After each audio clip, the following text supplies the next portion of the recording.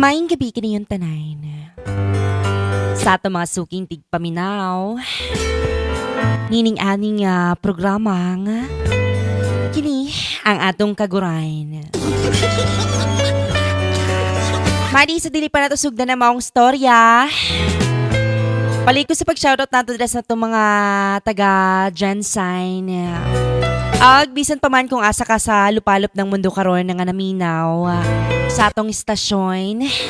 Diri lang sa 99.69 Dogs FM.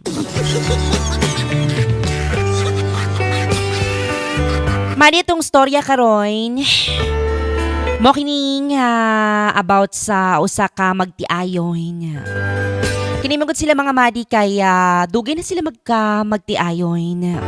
Apay niabot gyud ang time nga kanabitaw sa isa ka relasyon na normal lamang gyud ang pagsubok no.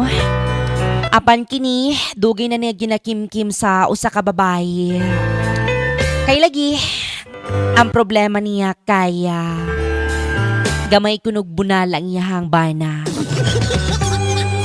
Ag mo to dili na to masaksihan ang maong storya nga makapapukaw sa maong matag-usang relasyon.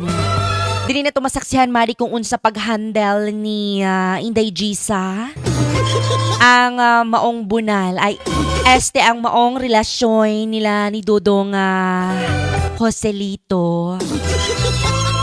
Gilautas ng mga viewers nato karon ng mga televiewers o mga listeners.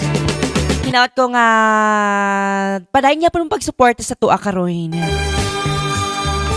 Kini ang iyang sulirain.